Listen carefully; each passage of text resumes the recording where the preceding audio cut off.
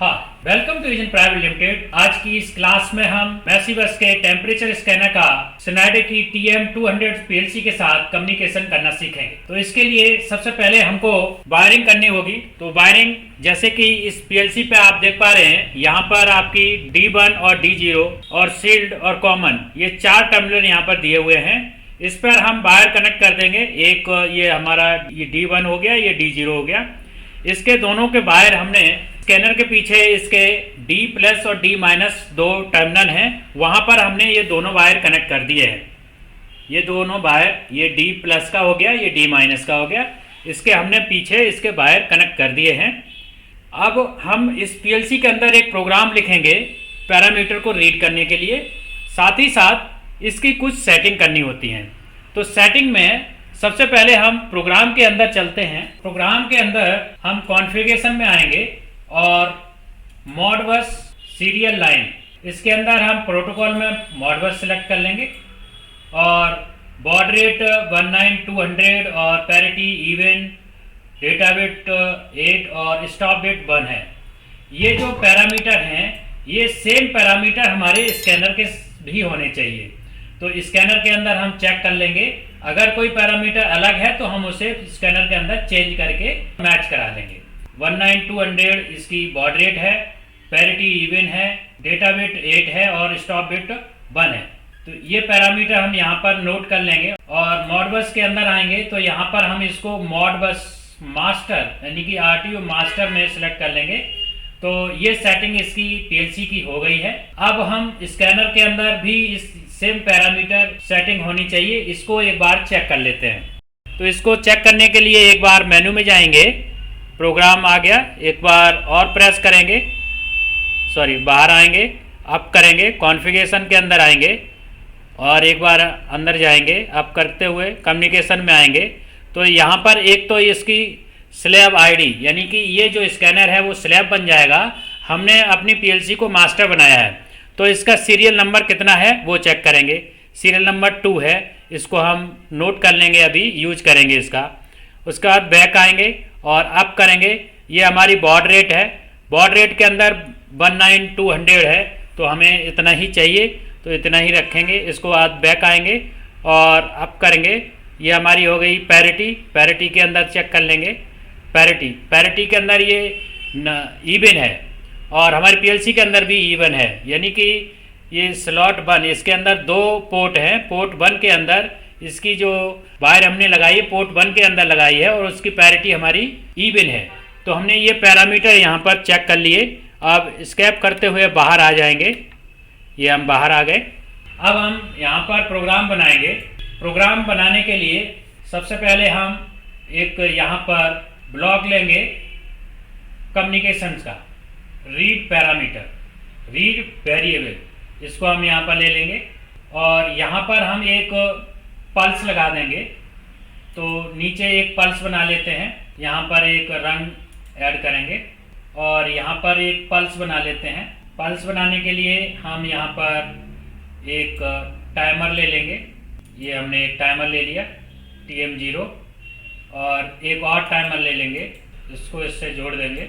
यहाँ पर हम इस वाले टाइमर की आउटपुट बिट यानी कि Q बिट को यहाँ पर हम इससे रिसेट करा देंगे। तो यहाँ पर एक NC कॉन्टैक्ट लेंगे और यहाँ एड्रेस में डाल देंगे TM1 का .Q यानी कि TM1.Q, ये हमने डाल दिया। तो ये बिट रिसेट होती रहेगी। इसकी टाइम बेस 1 सेकेंड है और इसका जो टाइम है प्रीसेट है वो हम डाल देते हैं 3 सेकेंड। 3 सेकेंड की ये पल्स है, 3 सेकेंड ये हो गए और 2 सेकेंड इसमें डाल देते हैं। TM1 इसके अंदर भी 3 सेकेंड बना रहने देते हैं, 3 सेकेंड का है, 3 सेकेंड का ये, 3 सेकेंड का ये, यानी कि एवरी सेकेंड में ये वाली बिट रिसेट होगी और जब ये वाला टाइमर डन हो जाएगा तो ये इससे काट देगा, यानी कि 3-3 सेकेंड में हमको एक पल्स मिल जाएगी। इस पल्स को हम यहाँ पर लगा लेंगे, यहाँ एक NO कॉन्टैक्ट लेंगे और यहाँ पर हम एड्रेस दे देंगे TM0 का Q, TM0.Q। तो ये हमारी एवरी 3 सेकेंड में 3 सेकेंड के लिए ऑन रहेगी और ये करती रहेगी। अब इसके अंदर पैरामीटर सेट करने होंगे। तो पैरामीटर रीड वेरिएबल 0 ये ले लेते हैं, और सीरियल आईडी 2 है तो हम यहाँ इसके अंदर 2 सेट कर देंगे। और ये हमारा मॉडबस का सीरियल 1 है, ये कहाँ से आया ये आप यहाँ पर देख पाएंगे, ये हमारा SL1 है। SL1 को हमने यहाँ पर डाल दिया, SL1 सेलेक्ट कर लिया। आईडी हमने स्लैब आईडी यानी कि स्कैनर के आईडी 2 है। टाइम आउट डाल देंगे 100।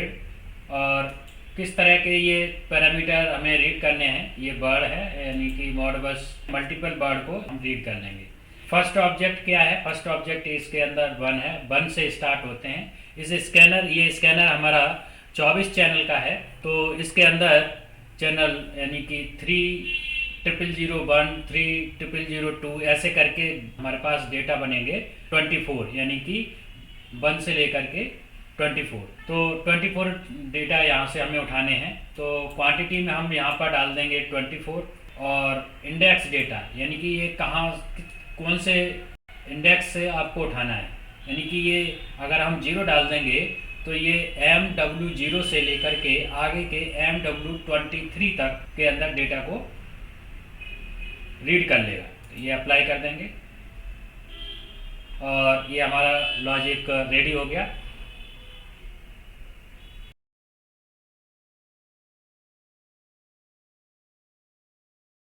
ये रेडी हो गया। इसके बाद इसको एक बार सेव कर लेंगे, कम्युनिकेशन में जाएंगे, लॉगिन करेंगे।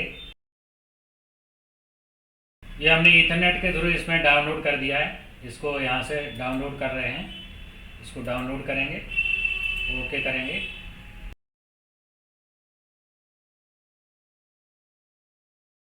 तो ये प्रोग्राम हमने ईथरनेट के थ्रू पीएलसी के अंदर डाउनलोड कर दिया है।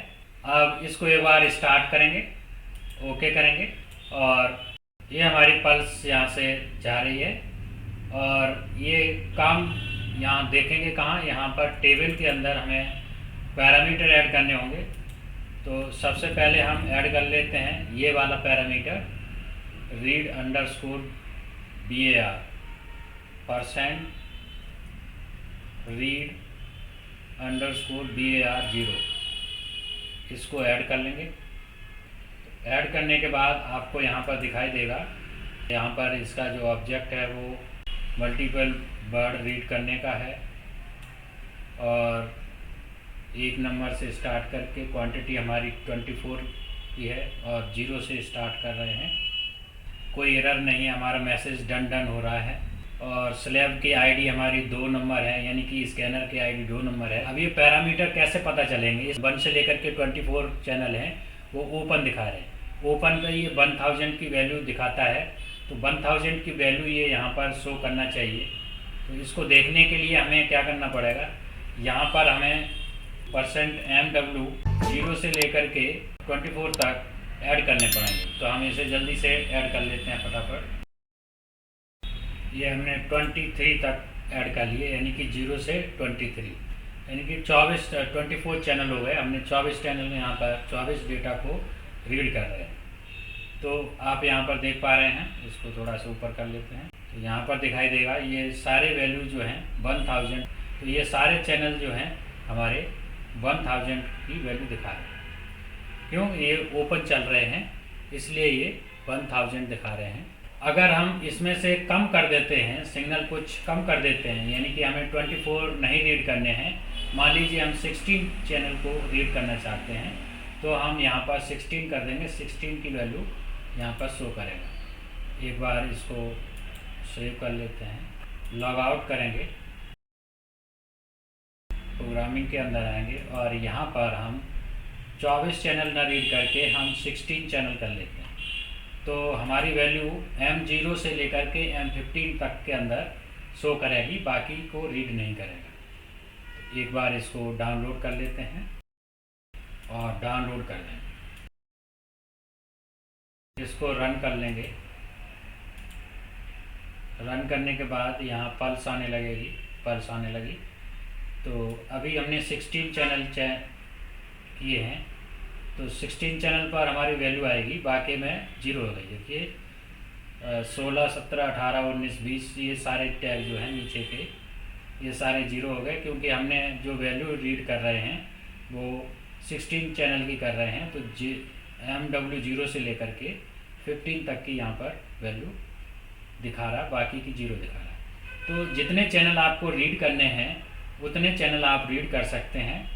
और इसके अंदर ये तो हमने जीरो इंडेक्स से, इसका इंडेक्स वैल्यू जो हमने डाली है वो जीरो डाली है। यहाँ पर देख सकते हो, यहाँ दिखाई देगा, यहाँ पर हमने इंडेक्स डेटा की वैल्यू जीरो डाली, इसलिए ये M0 से स्टार्ट कर रहा है। अगर हम इसको सपोज 2 से कर दें तो M0 और M01 में कोई डेटा नहीं आएगा, 2 से स्टार्ट कर लेगा। एक बार हम इसको ऑफलाइन लेके इसको भी चेक कर लेते हैं। अगर हमने इंडेक्स डेटा के अंदर 2 डाल दिया तो ये MW 2 से स्टार्ट करेगा रीड करना। इसके अंदर अगर हमने 2 डाल दिया तो अब ये MW 0 से ना रीड करके MW 2 से स्टार्ट कर लेगा। इसको एक बार डाउनलोड कर लेंगे।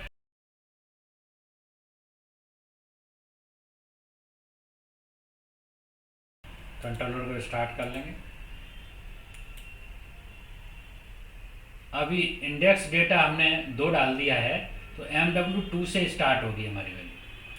MW 2 से 16 चैनल हमने रीड किए हैं, तो यहाँ पर MW 0 और MW 1 इनमें हमारी रीड नहीं हो रही। हमारी जो वैल्यू रीड हो रही है वो MW 2 से स्टार्ट हो रही है, और ऐसे 16 चैनल रीड हो जाएंगे आगे के MW 17 तक। तो जिस पैरामीटर में जहाँ से स्टार्ट करना चाहते हैं वो कर सकते हैं। तो इसके अंदर यही सेटिंग थी। तो इस तरह से आज की क्लास में हमने देखा कि कैसे हम मैसीबस के स्कैनर का कम्युनिकेशन स्नाइडर के TM200 PLC के साथ कर सकते हैं। तो आज की क्लास में बस इतना ही। Thank you for watching this video. अगर आपको ये वीडियो पसंद आई तो लाइक करें, शेयर करें, और अगर आपने अभी तक हमारे चैनल को सब्सक्राइब नहीं किया तो सब्सक्राइब कर लें, साथ ही साथ बेल आइकन को क्लिक कर लें ताकि हमारे लेटेस्ट वीडियो के अपडेट्स आपको टाइम से मिल सकें। और अगर आपका कोई क्वेश्चन है, कोई डाउट है तो नीचे कमेंट बॉक्स में पूछ सकते हैं। Thank you.